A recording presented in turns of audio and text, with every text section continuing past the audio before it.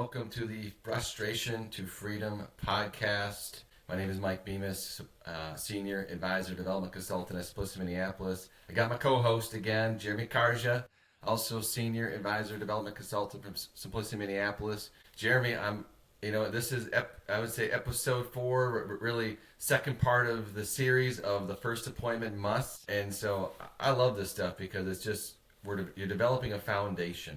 A lot of producers that I work with, if you have that process, if you have that foundation of core things that you do in every first appointment, it helps you get better at the appointments, right? You have to have a system to your first appointment, Mike. It's so crucial. If you're just winging it because you're good, you're a natural salesperson, I would highly recommend you systematize that first appointment as much as possible. I think that, and this is not, I'm not here to step on any stones or hurt any, step on any toes, I should say, or hurt any feelings, but if you're just winging it, with all due respect, you're probably selling a product and not actually solving a problem. Yeah, very true. And again, I'm trying to say that in a nice way, and we're here to help you, right? But it's true, right? Yep. Yeah. Okay. All right. So this is the second thing.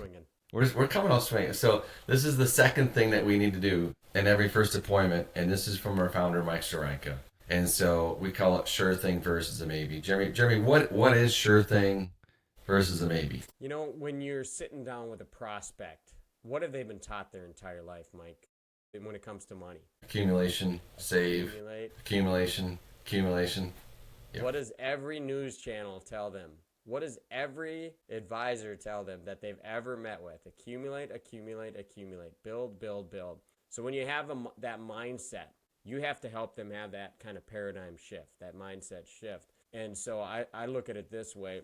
If they've been taught for 40 years, save, save, save, accumulate, accumulate, accumulate, you're going to need to re-teach them and help them understand why accumulation is not the only key. The other thing we like to say here is the way you got up Mount Everest is not the same strategy and plan you're going to get down Mount Everest. So I've heard it told, I don't know if this is true, more people die on the way down Mount Everest because they had such a great plan in the peak in their mindset to get to the peak, but then they don't have a strategy on the way down. So it's so crucial to have a plan and a strategy in the decumulation phase of your life. And so, you have to have that conversation with them on whether they want a sure thing through retirement or if they want a maybe. The maybe is the accumulation. Hope you have enough.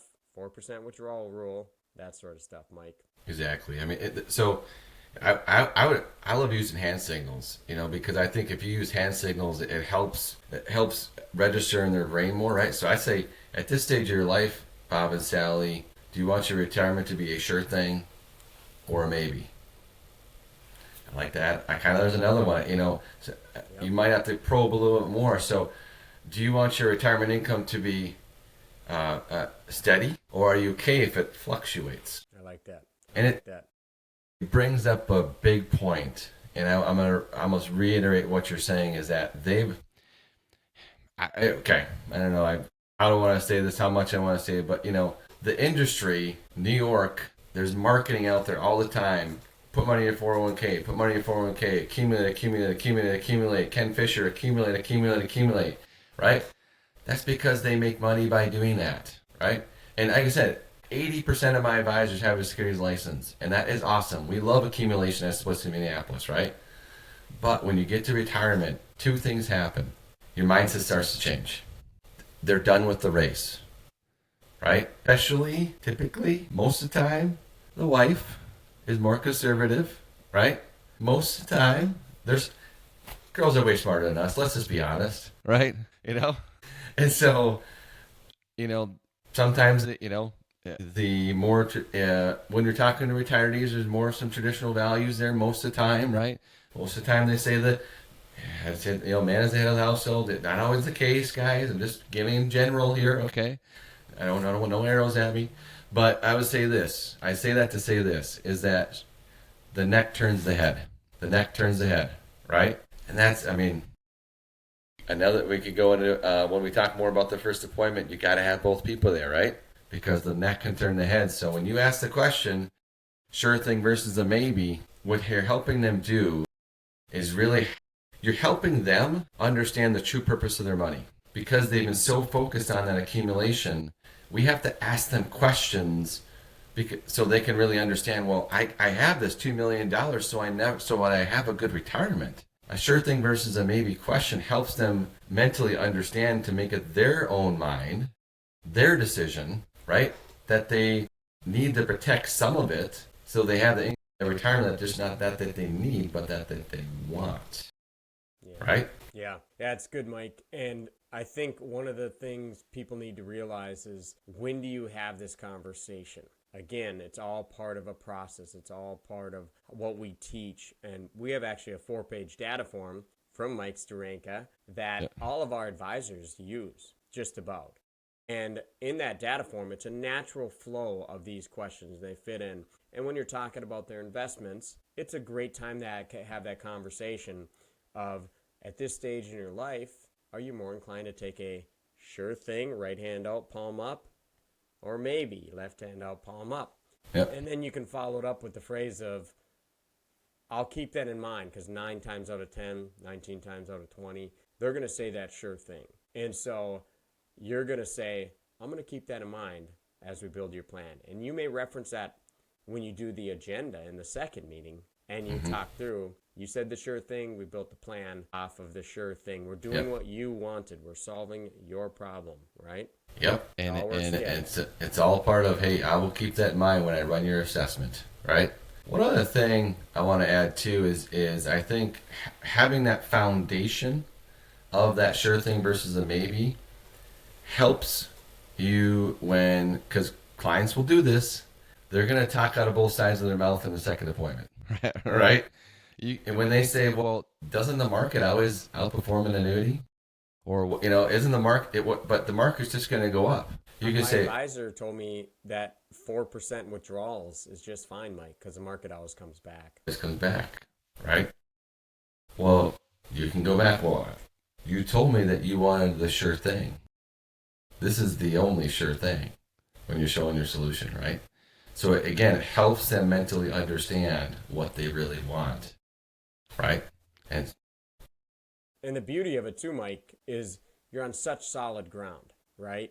Who can shake you from this solid ground? If I'm promoting a stock or an investment or a 401k, anything else other than an index annuity with a guaranteed income rider, you're on shaky ground.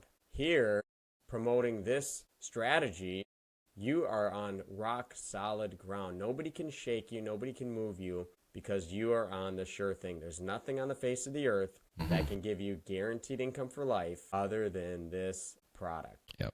I'll say a quick snippet for our securities producers. Again, I've told you before, a lot of my producers, big producers, have a securities license. I think if you start with that income foundation, it completely changes how you invest the rest of your money.